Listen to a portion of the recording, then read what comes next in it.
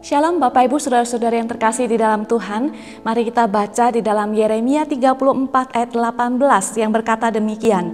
Dan aku akan menyerahkan orang-orang yang melanggar perjanjianku dan yang tidak menepati isi perjanjian yang mereka ikat di hadapanku dengan memotong anak lembu jantan menjadi dua untuk berjalan di antara belahan-belahannya. Saudara, dalam cerita ini orang Israel itu berjanji kepada Tuhan akan melepaskan para budak-budak yang mereka miliki. Budak-budak Ibrani baik laki-laki maupun perempuan akan mereka bebaskan menjadi orang merdeka. Mereka ingin mengikuti perintah tahun Yobel dengan pembebasan para budak. Tetapi mereka tiba-tiba berubah pikiran dan budak-budak yang sudah mereka lepaskan itu mereka tahan kembali. Saudara yang dikasihi Tuhan, Tuhan ternyata memandang sangat serius soal berjanji ini. Ketika Tuhan melihat mereka itu mengingkari janji yang mereka buat, Tuhan ingin menyerahkan mereka ke dalam hari-hari penghakiman, hari-hari pengadilan. Saudara, bagi Tuhan mereka itu berjanji bukan hanya kepada para budak-budak mereka, tetapi mereka berjanji di hadapan Tuhan. Maka Tuhan melihat bahwa ketika mereka tidak tepat janji, mengingkari janji, itu juga sama dengan mengingkari janji di hadapan Tuhan.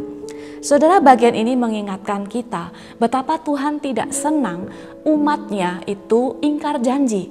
Tuhan tidak senang anak-anak Tuhan itu berusaha memanipulasi orang lain untuk mendapatkan berkat.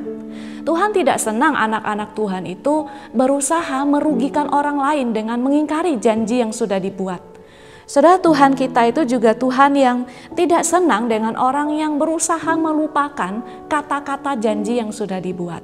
Maka Tuhan melihat ini sangat serius dan Tuhan menyerahkan kita ke dalam akibat yang kita harus tanggung. Saudara, bagian ini Tuhan ingin kita ketika kita berjanji, kita belajar juga menepatinya.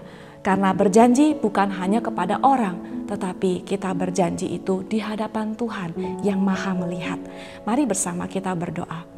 Tuhan, dalam kehidupan kami, dalam pekerjaan, dalam relasi, dalam banyak hal, kami harus mengucapkan kata-kata yang meyakinkan orang lain, supaya orang lain membeli apa yang kami jual, supaya orang lain percaya akan pekerjaan kami.